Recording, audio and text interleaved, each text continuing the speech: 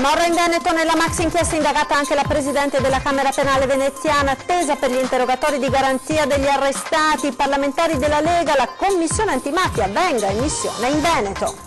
Intanto resta l'incognita sul futuro di Eraclea verso il commissariamento dopo l'arresto del sindaco, gli albergatori, bene il blitz, ma qui non è come Palermo negli anni 70, Don Ciotti, la mafia si è rinnovata. Guerra all'autonomia, il governatore Zaia scrive una nuova lettera ai cittadini del sud dopo le polemiche sulla sanità. Non fatevi ingannare, dice, autonomia è responsabilità, senza di questa il paese crolla. Arrestato uno dei proprietari del pub a Roma dove nella notte tra il 2 e il 3 febbraio è scoppiata la rissa che ha poi portato alla sparatoria in cui è rimasto ferito Manuel Bortuzzo. La denuncia della mamma di un giovane in carcere dallo scorso novembre per aver agito con una baby gang. Il mio figlio disabile mentale è stato picchiato a Santa Maria Maggiore. Raggiunto un importante traguardo per tutelare le attività commerciali del centro storico di Venezia, le richieste dei commercianti in un'interrogazione depositata dal consigliere Finco. Iniziati davanti al cimitero di Cavallino i lavori per la realizzazione del tratto di pista ciclopedonale che completerà il collegamento della provinciale via Fausta con il cavalcavia che conduce al comune di Jesolo. Buonasera e ben ritrovati con l'edizione di Venezia dei nostri telegiornali. In primo piano ancora l'inchiesta sulla camorra in Veneto. Sono iniziati oggi la maggior parte per rogatorie agli interrogatori degli arrestati. Sentiamo il punto sulle indagini nel primo servizio. Sono quasi tutti programmati per rogatoria gli interrogatori di garanzia dei 46 destinatari delle ordinanze di custodia cautelare in carcere, la maggior parte delle quali emesse per il reato di associazione per delinquere di stampo mafioso. Il 47esimo Antonio Puoti di Eraclea è riuscito a sfuggire alla cattura, ma gli investigatori potrebbero essere già sulle sue tracce. Tutti gli arrestati sono detenuti negli istituti penitenziari del centro Italia e ieri per trasferirli in carcere è stato messo a disposizione un aereo. Il sindaco di Eraclea è difeso dall'avvocato Alessia Cavezzan di San Donà di Piave, oggi irraggiungibile. Il referente del clan dei Casalesi in Veneto, Luciano Donadio, è assistito dall'avvocato Renato Alberini, presidente uscente della Camera Penale di Venezia. Donadio deve rispondere di 68 ipotesi di reato.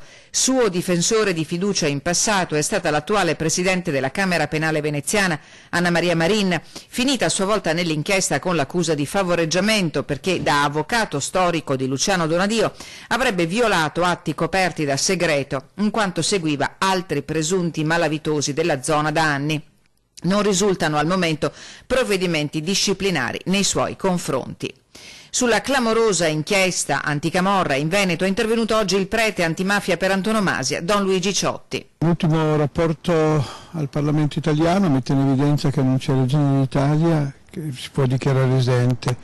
Le mafie sono profondamente cambiate, sono molto più flessibili, sono reticolari, hanno creato rete tra di loro. Oggi è molto forte la famosa area grigia, questa commistione tra legale e illegale. Quindi dobbiamo riflettere. Non dobbiamo fare sopravvalutazioni né sottovalutazioni, prendere coscienza che il problema c'è. Sempre di oggi la richiesta dei deputati veneti del Carroccio di programmare a stretto giro una missione nella nostra regione della Commissione parlamentare antimafia. Il Blitz, scrivono in una nota, dimostra che la criminalità organizzata ha iniziato a porre la sua attenzione anche sulla nostra regione ed è per questo motivo che intendiamo supportare il più possibile la magistratura, le forze dell'ordine e le istituzioni dello Stato nel fondamentale compito di riportare l'ordine e la legalità in quei luoghi. Non si descrive Eraclea come se fosse la Palermo degli anni 70, è l'appello degli albergatori del Veneto orientale preoccupati per le ricadute d'immagine dell'inchiesta sulle infiltrazioni camorristiche in Veneto.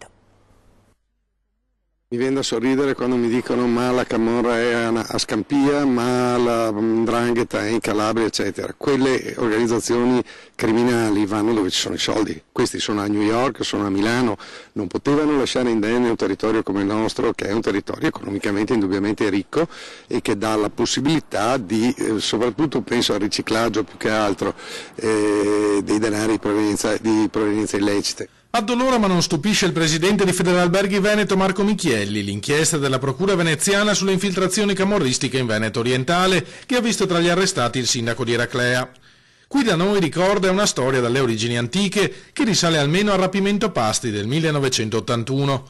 Che ci siano interferenze criminali nel nostro mercato è cosa che sappiamo da tempo. Il problema vero è che queste persone che cadono nelle maglie di queste attività criminali, quello è il termine, di queste attività criminali si estraneano da quella che è la normale competizione, sono persone generalmente disperate che si aggrappano a questi mezzucci o espedienti per sistemare loro situazioni particolari e tutto fanno fuorché venire a parlarne con le associazioni di categoria, ovviamente non vanno dalle forze dell'ordine, si figuri se vengono dalle associazioni di categoria. Sarebbe però sbagliato e devastante, avvertono gli albergatori, descrivere il Veneto orientale come un luogo dove la mafia scorrazza liberamente e controlla l'economia del territorio. Non ne facciamo una questione di immagine ma di rispetto per la verità. Eraclea non è la Palermo degli anni 70. Teniamo presente che stiamo parlando di un comprensorio di spiagge che sviluppa 30 milioni di presenze turistiche durante l'estate, stiamo parlando di migliaia e migliaia di aziende, stiamo parlando di un'economia non sostanzialmente sana che ha qualche, è una bellissima pelle con qualche brufolo.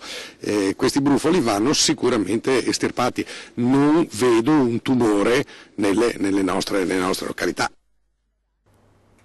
A Eraclea intanto la gente si interroga sul futuro del paese e dell'amministrazione comunale dopo l'arresto del sindaco. Sentiamo. Siamo un po' allibiti e non sapevamo di quello che è successo, almeno dalla nostra zona qua non pareva fosse tutto questo cancan. In paese si sapeva che c'era qualcosa che non andava, ma mai la gente si sarebbe aspettata un'evoluzione così clamorosa dei fatti che correvano sì di bocca in bocca, ma ai quali sovente si era dato il peso di un chiacchiericcio senza reale fondamento e nulla di più. E invece l'arresto del primo cittadino Mirko Mestre, del referente indiscusso del clan dei Casalesi Luciano Donadio e di altre 16 persone residenti a Eraclea, tutte con l'accusa di associazione a delinquere di stampo camorristico, ha avuto l'effetto di un uragano, per qualcuno propiziatorio di una nuova vita per la cittadina del litorale veneziano. Giusto così, perché alla fine si aveva preso i voti, si era messo d'accordo, o le cose si fanno giustamente oppure non si fanno, quindi se aveva perso, poi è giusto così alla fine che l'hanno preso. Purtroppo ce l'aspettavamo, sentendo le voci in giro.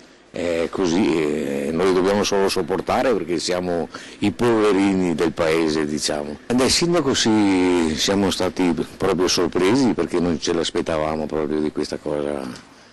Purtroppo la vita è questa. Io ho un'attività commerciale qua a Eraclea, non ho mai visto nulla di speciale, a parte il centro SNAI, ma non uso frequentare quei tipi di centri, mai pensato a niente di questo. Oggi, come se non bastasse ad avvelenare il clima in paese, la notizia di presunte irregolarità nella selezione pubblica che si è svolta una settimana fa in comune per l'assunzione di agenti di polizia locale. A reggere le sorti del municipio Eraclea è rimasto il vice di Mirko Mestre, Graziano Teso, che poi del primo cittadino è stato anche il mentore, pure lui è indagato nella medesima inchiesta. Cosa accadrà ora a Eraclea? La norma parla di sospensione di diritto del sindaco e la prefettura di Venezia dovrà esprimersi a breve, non esclusa anche l'eventuale richiesta di scioglimento del comune per infiltrazioni mafiose, ma la procedura è articolata e rientra nelle facoltà di prefettura e Ministero dell'Interno. Si è estesa fino al Veneziano, a Spinea, l'indagine dei carabinieri di Lamezia Terme che hanno smantellato una banda dedita a furti e rapine in negozi e uffici postali. Tra gli 11 pregiudicati arrestati c'è anche un 24enne di origine moldava che vive appunto a Spinea. Gli inquirenti hanno potuto appurare l'esistenza di 2 distinti gruppi che si muovevano separatamente, il primo negli uffici postali, il secondo dedito prevalentemente alle spaccate nei negozi. Non risulta che la banda agisse in Veneto. Torniamo ora a parlare dell'autonomia perché oggi il presidente della Regione Veneto Luca Zaia ha scritto una nuova lettera ai cittadini del Sud. Vi scrivo per mettervi in guardia, dice, ma sentiamo. Ma non si spacca nessuna Italia, noi stiamo semplicemente dicendo è ora della responsabilità. In un paese dove si sprecano 30 miliardi di euro all'anno, è ora della responsabilità.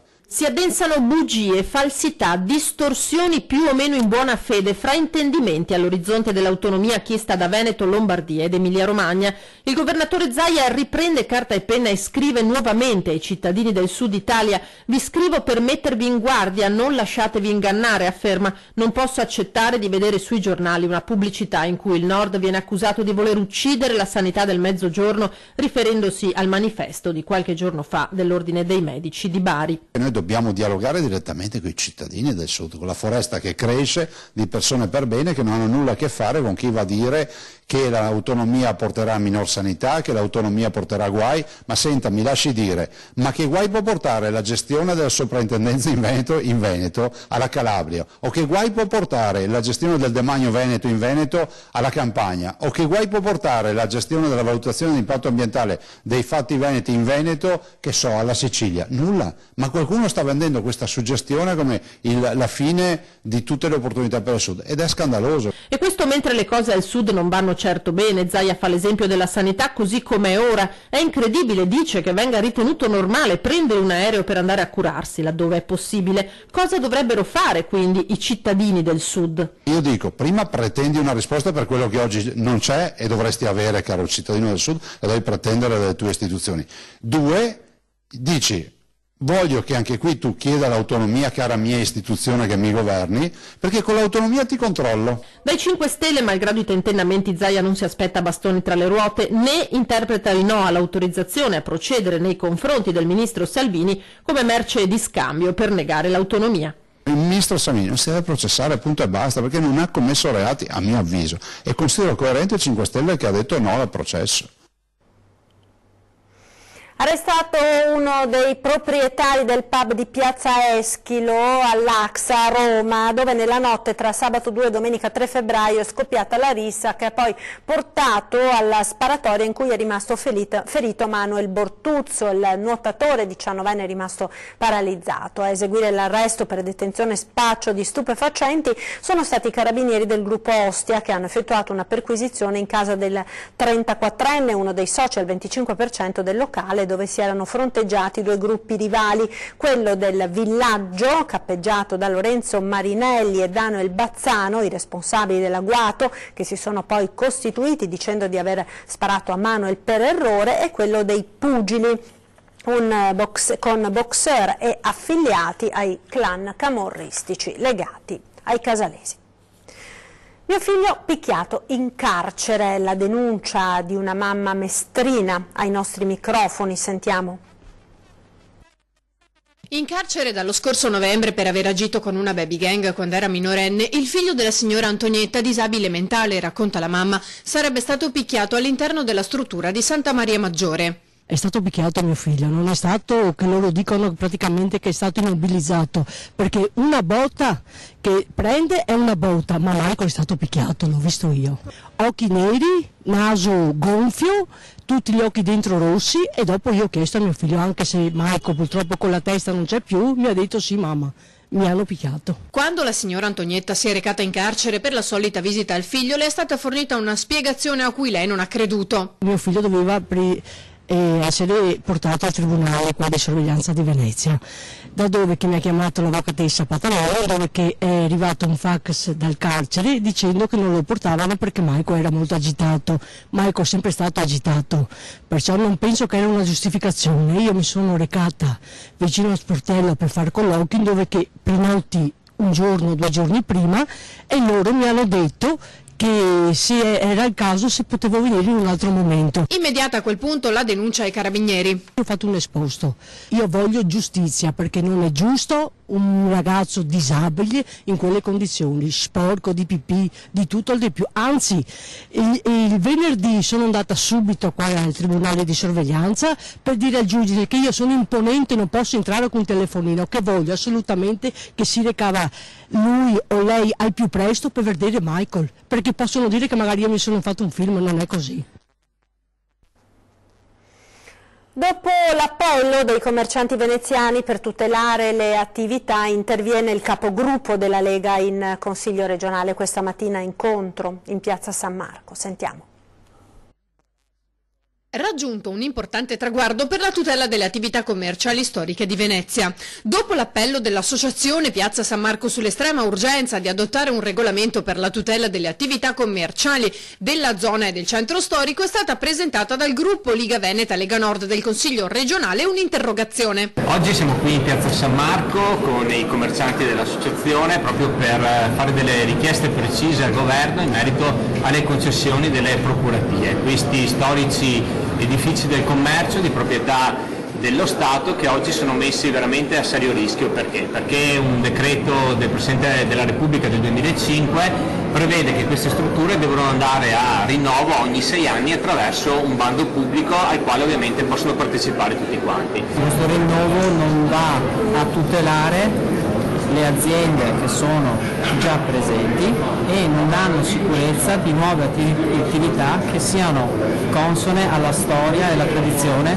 di Venezia. Nel frattempo è già arrivata la piena disponibilità dell'amministrazione comunale attraverso la vice sindaco Colle e l'assessore Zuin a collaborare per la tutela delle attività commerciali storiche. Abbiamo presentato un documento politico che ovviamente abbiamo già sottoposto all'attenzione della giunta regionale, dove noi chiediamo, se possibile, di farsi portavoce presso il governo per una proroga delle concessioni come già è stato fatto per le spiagge. Oppure quello che noi premiamo, soprattutto anche in una logica futura, è che ci sia un tavolo di confronto con la sovrintendenza, con la giunta regionale, con il comune di Venezia per fare un regolamento sul modello di Firenze, dove ovviamente queste attività commerciali devono essere bene identificate, cioè devono essere attività commerciali di qualità, quindi non negozi a basso costo, non negozi tutto €1, non cineserie, ma devono ovviamente essere degli edifici del commercio che rappresentino la storia e l'identità di questo territorio. Ci fermiamo ora per qualche istante di pubblicità, linea alla regia.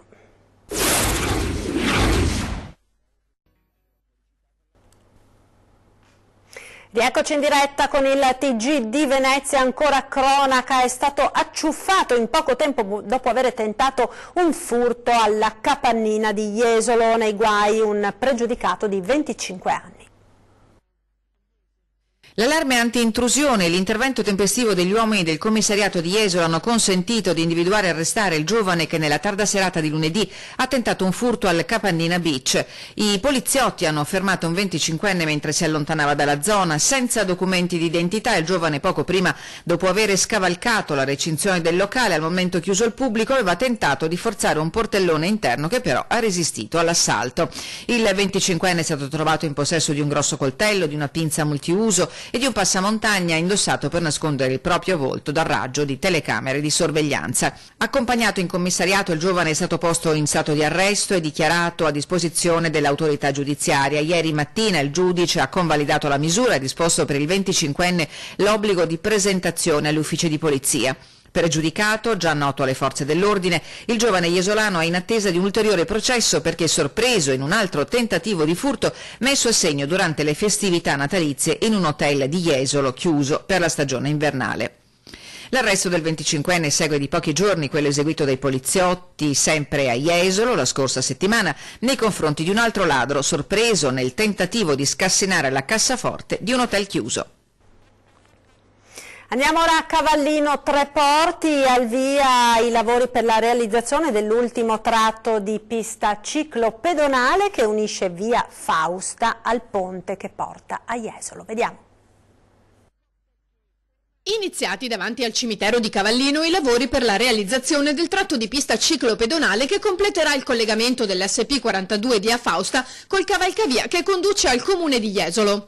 Diamo inizio oggi ai lavori della pista ciclabile che parte dal ponte di Jesolo verso Cavallino. Questa pista ciclabile con costo complessivo di 1.200.000 euro, 600.000 euro li mette la città metropolitana, sapendo che questo è un mezzo di locomozione che va per lo più perché oggi le piste ciclabili sono una priorità per la città metropolitana e questo è l'impegno che il sindaco Bugnaro ha voluto testimoniare anche oggi con l'avvio di questi lavori. Il tratto tratto in questione fa parte di un secondo stralcio di intervento e rispetto alla sezione esistente il percorso ciclabile viene ricavato oltre l'alberatura a Cigliostrada, sull'attuale sede del fosso di guardia, con la realizzazione di una aiuola verde di protezione e separazione lungo la fascia occupata dagli alberi tra la sede stradale e quella ciclabile.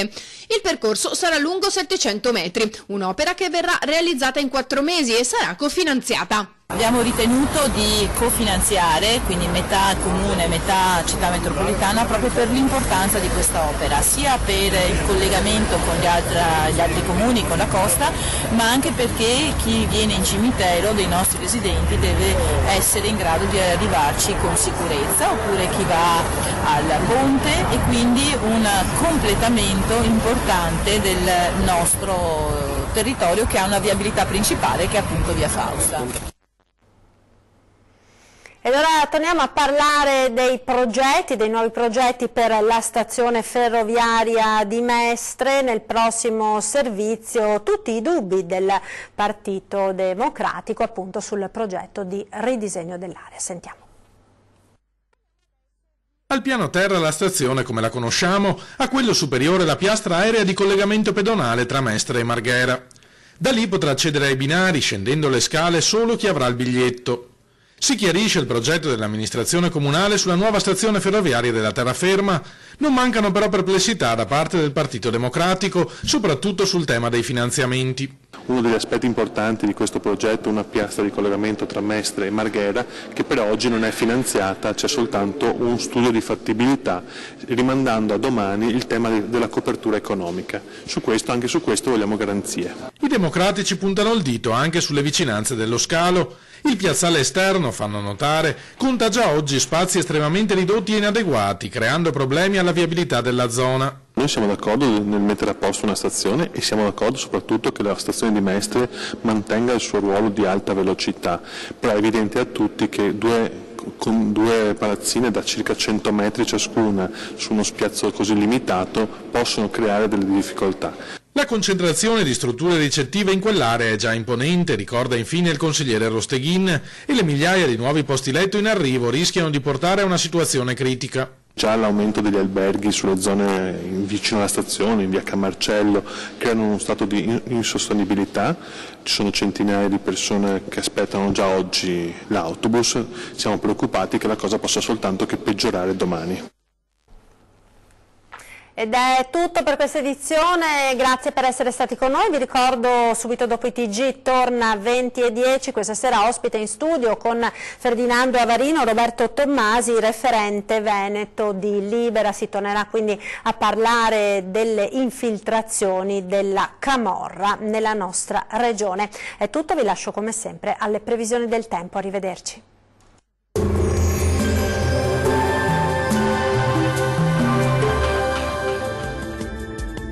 Ben ritrovati al meteo. Sul Veneto cielo sereno al massimo, poco nuvoloso, specie sui settori alpini. In pianura saranno possibili foschie e nebbie persistenti durante l'arco della giornata. Temperature minime comprese tra 2 e 5 gradi, massime oscillanti tra gli 11 e 12 gradi. Vediamo ora la situazione del Friuli Venezia Giulia. Lo scenario sarà molto simile. Il cielo si presenterà sereno o poco nuvoloso sui settori settentrionali. Al mattino possibili foschie e nebbie anche persistenti su pianura e costa, senza precipitazioni degne di nota. Temperature minime intorno ai 4 gradi, massime oscillanti tra i 10 e i 14 gradi. Vediamo infine la situazione del Trentino Alto Adige. Condizioni di tempo stabile e soleggiato soprattutto al mattino. Dal pomeriggio invece la nuvolosità sarà in aumento un po' ovunque, ma sempre senza piogge. Temperature minime comprese tra -1 e 0 gradi, massime comprese tra 16 e 17 gradi. Dal meteo di Antenna 3 è tutto, arrivederci.